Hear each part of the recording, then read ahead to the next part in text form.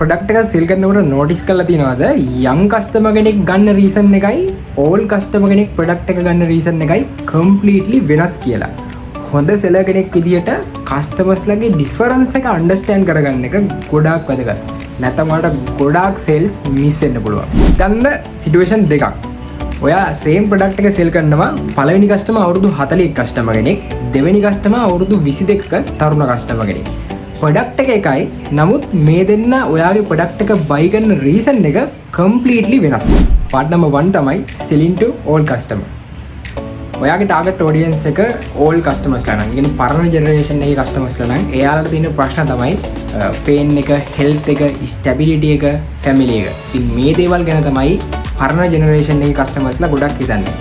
එයාලා ඒ වගේම ප්‍රධානතම අහන ප්‍රශ්නය තමයි ප්‍රොඩක්ට් එකක් හරි සර්විස් එකක් ගන්න කලින් ඒ පැත්තෙන් අහන එයාලගේ තියෙන ප්‍රධාන ප්‍රශ්නයක් තමයි මේ ප්‍රොඩක්ට් එක මගේ ප්‍රොබ්ලම් එක සෝල්ව් කරන්නද කියලා. මොකද එයාලා අර වගේ ප්‍රශ්නත් එක්ක තමයි ජීවත් වෙන්නේ. ඉතින් එතකොට එයාලට පොඩ්ඩක් එයාලගේ ප්‍රොබ්ලම්ස් තමයි සෝල්ව් කරගන්න ඕනේ. ඉතින් ඒ විතරක් නෙවෙයි එයාලා ඔයාගේ ප්‍රොඩක්ට් එක පැත්තෙන් ඔයාගේ බිස්නස් එක ප්‍රොඩක්ට් එක පැත්තෙන් ලොකු ට්‍රස්ට් එකක් බලාපොරොත්තු වෙනවා. මොකද එයාලා අවුරුදු 40ක 50ක එක්ස්පීරියන්ස් එක තමයි ජීවත් වෙන්නේ. ඉතින් එතකොට එයාලා දන්නවා මාකට් එකේ තිබ්බ ප්‍රොඩක්ට් මොනවාද, මාකට් එකට ආපු ප්‍රොඩක්ට් මොනවාද, කොහොමද ප්‍රොඩක්ට් මාකට් එකේ හැසිරුනේ, කම්පැනිස් කොහොමද මාකට් එකේ තිබ්බේ, මාකට් එකේ හැසිරුනේ. ඉතින් මේ දේවල් ගැන ඒගොල්ලෝ හොඳ එක්ස්පීරියන්ස් එක තමයි ජීවත් වෙන්නේ.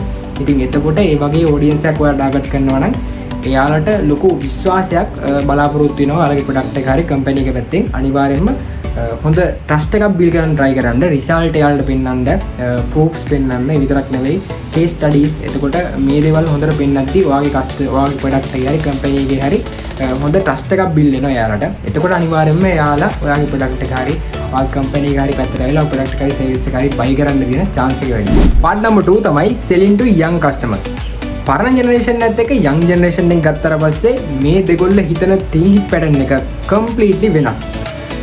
young generation එකට තියෙන reason තමයි ඔයාගේ product එක buy කරන්න කලින් එයාලගේ life එක පැත්තෙන්, එයාලගේ dream life එක, එයාලගේ freedom එක, එයාලගේ social status එක වගේම identity එක. ඉතින් මේ දේවල් ගැන තමයි young generation එක කට්ටිය ඔයාගේ product එක buy කරන්න කලින් එයාලගේ පැත්තෙන් හිතන reasons. එයාලා ඇත්තටම වැඩිපුරම ඔයාගේ product එක buy කරන්න කලින් ඔයාලගෙන් අහන ප්‍රශ්නේ තමයි මේ product එකට පුළුවන්ද මගේ life එක better කරන්න. එයාලගේ life එක තියනකට වඩා better කරන්න පුළුවන් නම් ඔයාගේ product එකෙන් අනිවාර්යයෙන්ම කැමති එයාලා ඔයාලගේ ප්‍රොඩක්ට් එක buy කරන්න. පොයින්ට් එකක් තියෙනවා young generation එකේ කට්ටිය කරන. ඒ තමයි if friends are using something they also want it. ඒ කියන්නේ young generation එකේ කට්ටිය ගොඩක් කැමති, එයාලා කැමති ඉන්ෆ්ලුවෙන්සර් කෙනෙක් හරි නැත්නම් එයාලා කැමති යාළුවෙක් හරි යාගේ යාළුවෙක් හරි පාවිච්චි කරන ප්‍රොඩක්ට් එකක් ඉක්මනට එයාත් පාවිච්චි කරන්න buy කරන්න. ඉතින් සේල්ස් වල තියෙන ලොකුම ස්කිල් එක ප්‍රොඩක්ට් එක එක්ස්ප්ලেইন කරන එක නෙවෙයි, කස්ටමර් කවුද කියලා අන්ඩර්ස්ටෑන්ඩ් කරන එක. සේල්ස් ස්කිල් ඉගෙන ගන්න ඒත් එක්කම අනිවාර්යයෙන්ම කස්ටමර් සයිකොලොජි කියන දේ අනිවාර්යයෙන්ම ෆලෝ කරන්න. විශේෂයෙන් 2026 දී ඔයාලට හොඳ සෙලර් කෙනෙක් වෙන්න ඕන නම් කස්ටමර් මොන ජෙනරේෂන් එකේද කියලා අනිවාර්යයෙන්ම ඔයාගේ ප්‍රොඩක්ට් එක සෙල් කරන්න කලින් බලන්න ඕනේ. එතකොට ඔයාලට ඔයාගේ සේල් එක මිස් කරගන්න නැතුව හරි පොයින්ට් එකට හරියට සේල් එක කරගන්න ඔයාලත් පුළුවන්. thank you වීඩියෝ එක ඉවර වෙනකන් හිටියට. මම මුදිත හේෂාන්. ඔයාලට සේල්ස් ඉගෙන ගන්න ඕන නම් මගේ channel එක අනිවාර්යයෙන්ම subscribe කරන්න.